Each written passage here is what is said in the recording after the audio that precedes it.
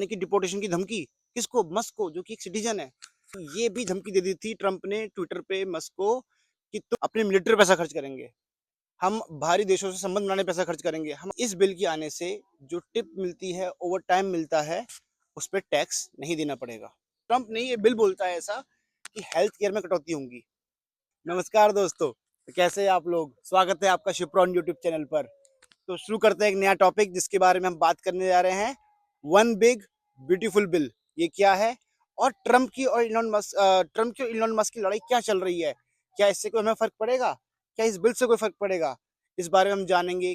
क्या आपकी जॉब या मेरी जॉब पे कोई फर्क पड़ेगा, या इमिग्रेशन लॉ और सख्त होंगे, या ये लॉ है किस बारे में? इससे किसको फायदा होगा? इंडियंस को कुछ फायदा होगा या नहीं होगा? और इलॉन मस्क इतना बड़ा आदमी और ट्रंप इतना बड़ा पावरफुल आदमी, इनके बीच में जो टकरार चल रही है उससे क्या होगा? इस सारे हम बात करने वाले हैं इस वीडियो में। तो बने रहना इस वीडियो में, पूरी देखना और लाइक करना, शेयर करना, कमेंट करना और बताना कि इस बिल से आपको क्या समझ में आया। तो चलिए शुरू करते हैं। वन बिग ब्यूटीफुल बिल, इसको समझने से पहले आपको समझना पड़ेगा कि ट्रंप की लड़ाई और इलॉन मस्क की लड़ाई जो चल रही है, ट्विटर पे आपने देखा भी होगा, वो क्यों चल रही है। तो एक बिल जो इसने ट्रंप ने 2017 में सपना देखा था कि मैं इस बिल को लेके आऊंगा, वो बिल फाइनली अब पास हो चुका है। जिसमें कि ट्रंप ने 4 जुलाई, जो पिछली 4 जुलाई जो अभी बीती है, उस पे उसने साइन कर दिया इस बिल को। इसी बिल का गुस्सा ट्रंप इलॉन मस्क को बहुत ज्यादा है, क्योंकि इस बिल के खिलाफ इलॉन मस्क स्टार्टिंग से थे। तो समझते हैं जैसे बिल इंडिया में पास होते हैं, पहले लोकसभा, राज्यसभा एंड देन फिर आपका प्रेसिडेंट उसको साइन करते हैं, तो राष्ट्रपति। तो सेम चीज यहाँ पे भी होती है, 2 सदनों में बिल पास होता है, फिर राष्ट्रपति उसको साइन करते हैं। और राष्ट्रपति कौन है यहाँ पे? ट्रंप। तो उन्होंने बिल साइन कर दिया है। तो जिस टाइम पे ये डिबेट चल रही थी इस बिल के ऊपर, उसी टाइम ने मस्क ने कहा था कि ये बिल बिल्कुल रिडिकुलस है, इस बिल को मत लेके आओ, ये बहुत बकवास बिल है, इससे खतरा होगा, इससे ये देश और कर्ज में चला जाएगा और कर्ज में डूब जाएगा। आपको हैरानी होगी जानने में कि यूएस के ऊपर अभी भी $33 ट्रिलियन का कर्ज है, और इस बिल से अनुमान है कि 3 ट्रिलियन का डेप्ट और बढ़ जाएगा इस बिल के आने से। तो मस्क ने कहा था कि हम लोग इस यूएस को बेरोजगार नहीं, बैंक करप्ट कर देंगे, हम लोग यूएस को बैंक करप्ट कर देंगे इस बिल के आने से। तो जबकि जब ये डिबेट चल रही थी, फाइनल डिबेट हो रही थी इस बिल के ऊपर, तो मस्क ने ट्वीट पर लिखा भी ट्विटर पे कि मैं अमेरिका में नया पार्टी बना दूंगा अगर ये बिल को वापस नहीं लिया गया। आप समझ लो कितना बड़ा बात है। आपको पता होगा इतिहास में, हिस्ट्री में अमेरिका की 2 ही पार्टी है जो रूल करती हैं, डेमोक्रेटिक एंड रिपब्लिकन। तीसरी पार्टी यहाँ कभी बनी नहीं। ये इंडिया की तरह नहीं है कि वहाँ पे कांग्रेस भी है, बीजेपी भी है, सपा भी है, समाजवादी पार्टी भी है, और साउथ में अलग पार्टीज हैं। यहाँ सिर्फ 2 पार्टीज हैं। तीसरी पार्टी को बनाना इतना आसान नहीं था। एक्सपर्ट लोग कहते हैं कि मस्क अभी सिर्फ ऐसे ही बोल रहे हैं डराने के लिए, तीसरी पार्टी बनाना आसान नहीं है। मगर आप देखिए, रिसेंटली पोल किया था मस्क ने तीसरी पार्टी बनाने के लिए, लोगों से पूछा था, उसमें 16 मिलियन लोगों ने, 16 करोड़ लोगों ने वोट दिया है। 80% लोग चाहते हैं कि हाँ, तीसरी पार्टी बननी चाहिए। तो यहाँ के जो मिडिल क्लास है, जो ना लेफ्ट ना राइट चाहते हैं, वो 46% ऐसे लोग हैं जो चाहते हैं कि यहाँ तीसरी पार्टी बने।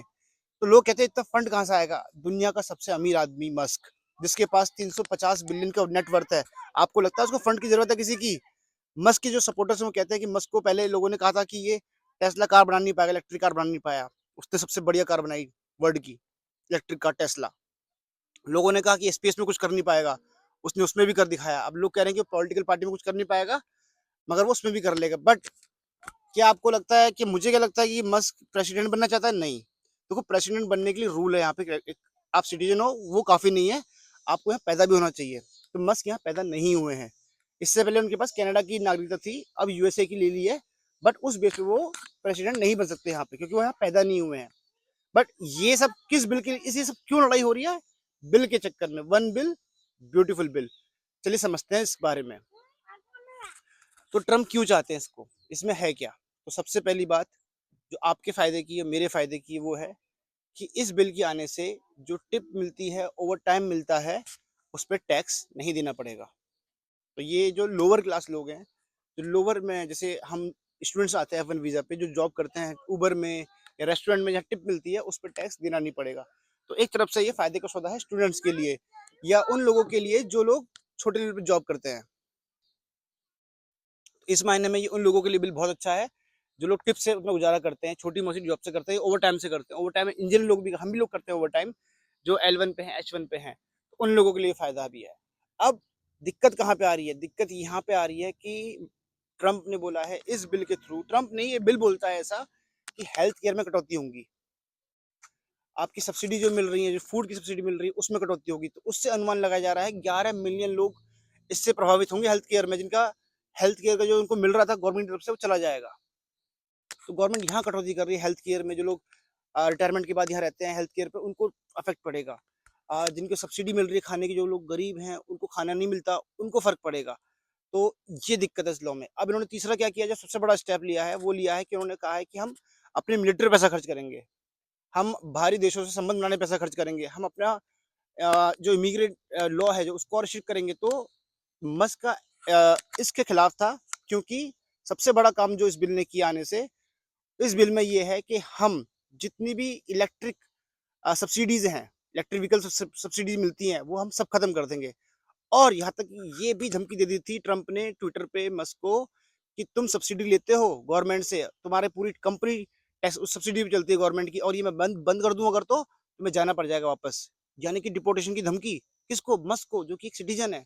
तो इतना तक चल रहा था इनके बीच में। तो मस्क इसके खिलाफ था कि पूरा आप पूरा के पूरा जो सब एक इकोसिस्टम है जो बनाया हुआ है उसको खत्म करना चाह रहा है ट्रंप। क्या खत्म कर रहा है? हेल्थ केयर खत्म कर रहा है, सब्सिडी खत्म कर रहा है फूड पे, ईवी इलेक्ट्रॉनिक्स व्हीकल्स पे सब्सिडी है उनको खत्म कर रहा है। तो ट्रम्प का तो मस्क का तो बिजनेस ही इस पे चलता था पूरा पूरा। बट मस्क सिर्फ डिपेंडेंट इस पे नहीं है, ये मस्क के लिए नहीं है सिर्फ, ये पूरी कंट्री के लिए है, जो कि इसमें दिक्कतें हैं। मगर आपके और मेरे लिए जो सबसे बड़ी दिक्कत है वो ये है कि ट्रम्प का इस बिल के आने से डिपोर्टेशन और ज्यादा स्ट्रांग हो जाएगा। वो बहुत बल्क में कर पाएगा कि वो पैसा खर्च कर पाएगा इस पे अब, क्योंकि इसी बिल इसी बारे में था। बट आने वाले टाइम में देखो बैंक की तरफ जाता ही नहीं जाता यूएस, क्योंकि इससे एक आ, अपना क्रेडिट लिमिट बढ़ा देंगे। जो कि 3 ट्रिलियन था, $3 ट्रिलियन था, उसको ये $5 ट्रिलियन कर देंगे। यानी कि $33 ट्रिलियन का ऑलरेडी डेप्थ है, उसको पहुंचा के 38 कर देंगे। तो ये कंट्री इतने कर्ज में आ जाएगी जितना कि इंडिया की इकोनॉमी से 5 टाइम 10 टाइम्स इंडिया की इकोनॉमी के। तो बताना मुझे कमेंट बॉक्स में आप इसके बारे में आपका क्या मानना है, क्या कहना है। और आप क्या सोचते हैं कि इलॉन मस्क और ट्रम्प के बीच में अगर जो लड़ाई चल रही है, अगर ट्रम्प ने पार्टी बना ली तो आप किसको सपोर्ट करेंगे? क्योंकि ट्रम्प का मानना यह है कि जितने भी मिडिल क्लास अमेरिकन हैं जिनको फायदा नहीं हो रहा है, हम उनको फायदा पहुंचाएंगे। बट ट्रम्प का मानना यह है कि मैं अमेरिका को ग्रेट अगेन बनाऊंगा, क्योंकि जो छोटे लोग हैं, जो मिडिल क्लास लोग हैं, उनको मैं फायदा दूंगा, टिप में राहत दूंगा, टैक्स नहीं लगाऊंगा उनसे, ओवर टाइम में टैक्स नहीं लगाऊंगा मैं उनसे। जितने भी छोटी जॉब्स करते हैं वो ओवर टाइम से कमाते हैं। या आपको पता होगा जो उबर में काम करते हैं, जो डिलीवरी बॉयज हैं यहाँ पे, या किसी छोटी मोटी ग्रोसरी में काम करते हैं, वो ओवर टाइम करते हैं, तो उस पर टैक्स नहीं हो, कितनी बड़ी राहत है। बट एक तरफ उनका सोचो, जो जो बुजुर्ग लोग हैं जिनको सब्सिडी मिल रही है, फूड की सब्सिडी, हेल्थ केयर की सब्सिडी है, आप सोचो 11 मिलियन कितना बड़ा नंबर है कि सब्सिडी खत्म कर देगा उन लोगों की ये। हम लोग आप लोग अफेक्ट नहीं होते क्योंकि हमने अपना बुढ़ापा सेव कर रखा है इंडिया में। बट जो लोग यहाँ रह रहे हैं उनके लिए तो दिक्कत है ना। तो इसीलिए ये चीज़ कुछ बिल में अच्छी भी है और कुछ बिल में गंदी भी है। गंदी आप लोग मुझे कमेंट बॉक्स में बताना आप लोग को क्या पता है। और होप करता हूँ आपको ये वीडियो अच्छी लगी होगी। मिलते हैं नेक्स्ट व्लॉग में, नेक्स्ट वीडियो में, नेक्स्ट अपडेट लेके आपसे। Thank you.